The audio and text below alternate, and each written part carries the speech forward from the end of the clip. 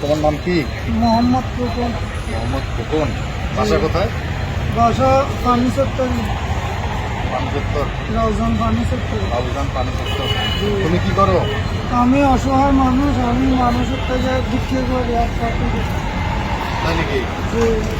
আচ্ছা আচ্ছা। তো আমি আগে ভালো ছিল, এখন মানুষের কাজ করতে গাছ উঠছিল, এখন গাছের থেকে পরে আমার এই অবস্থা।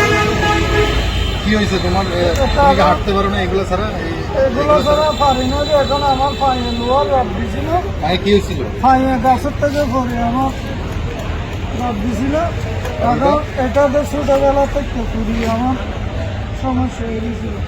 তখন আমি যে বিক্রি করে খাই, আমার বাড়ি রাউজানতে, এখন মানুষ আমাকে বলে আমি দিনে ল্যাঙ্গার বেশ ধরি, রাত্রে চুরি করি। এটা বলে? এখন আমি আচ্ছা, তোমার এইগুলো কি? এগুলাতে কাপড় নিয়েছি কি, কাপড় কেন? এখন আমি ওই বাথরুমে বসবার সময় এটা দিয়ে বদ দিই, এখন আমার থেকে বাথরুমে বসতে হয়, লোহার হবে মানে এমনিতে কি বুঝতে পারো না? না। তো আমার থেকে একটা মিঠি ব্যারাম আছে, ব্যারামটা উঠলে আমি বিয়াসে পড়ে যাই, এটাকে পড়লে মানে কমে যাচ্ছে। সেই জন্য আমি ওখানে কাপড় দিয়ে মানে কাপড় না দিলে বুঝতে পারো না? বসতে পারি না। কাপড় দিয়ে শুধু বুঝতে হবে। শুধু এটা লাগে না রে, একমাত্র রাত্রে দিন যাওয়ার সময়। আচ্ছা, তোমার বাসায় কে কে আছে? আমার বাসায় মা আসলে, মা মারা গেছে। কোথায় তুমি ভাই? আমি যেখানে যাই সেখানে যাই, ফুটপাথে সেখানে খাই ফুটপাতে? তোমার বউ বাচ্চা নাই? না, আমি বিয়ে করতে পারি না, আমি বেড়ান্দে আমাকে কেউ বলবে না। এখনো বিয়েও করো নাই?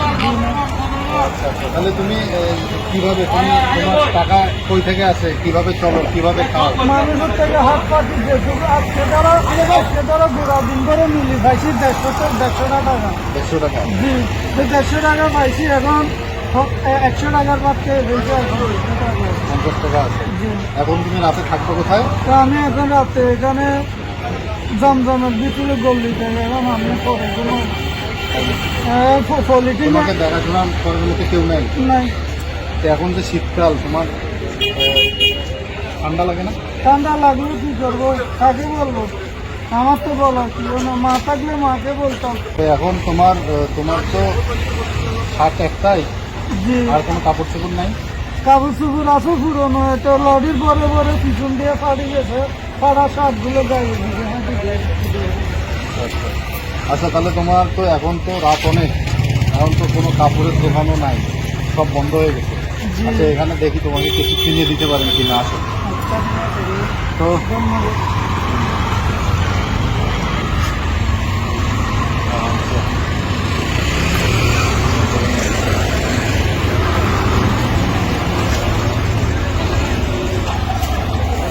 ভাই কেমন আছেন?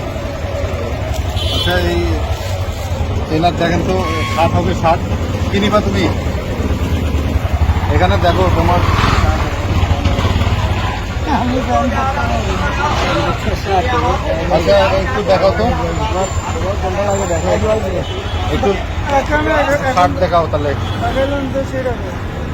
এটা এটা পছন্দ হয়েছে? আচ্ছা, এটা ছোট হবে নাকি? ওইটা তো ছোট হবে। বড় নাই? না, হবে না, হবে না। ছোট হবে। আচ্ছা, বড় দাও। Uno ko bistiknya lo deh. Suspension বুঝছো? অনেকগুলো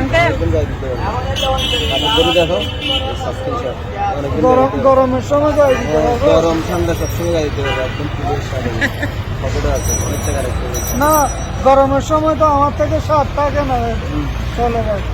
এখন গরমের সময় কি একটা বিদ্যুৎ বাইরে দিতে পারবো। অবশ্যই কথা, এটা ঠান্ডা কাপড়, এটা গরম বিল ঠিক আছে। এগুলো কাপড় ভালো। আচ্ছা, আর কি নিবা?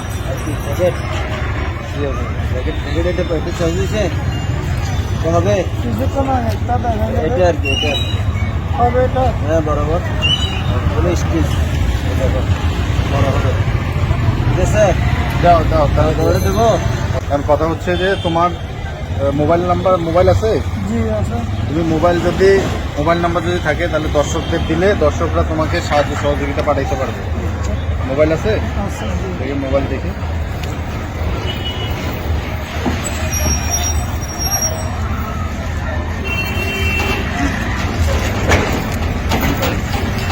আচ্ছা, এটা বের হয় না? হয়তো বের হয়ে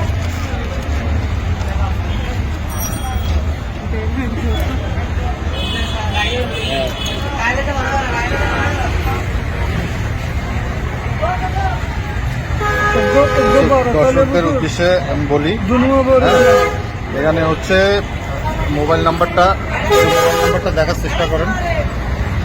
দেখা যাচ্ছে? আচ্ছা, দেখা যাচ্ছে না, আমি বলতেছি 016045916625। খুবই অসহায় একজন মানুষ, তো তার হচ্ছে এই নাম্বারটা আমি আবার বলতেছি, এগেন বলতেছি, যারা আসলে এই লোকটাকে সাহায্য সহযোগিতা করতে চান তারা এনাকে ফোন দিবেন। এই নাম্বারে ফোন দিয়ে তার সাথে যোগাযোগ করে বিকাশে টাকা পাঠাইলে এই লোকটা উপকৃত হবে। আমি নাম্বারটা আবার বলি, 01645916625, 01645916625। ঠিক আছে, ধন্যবাদ।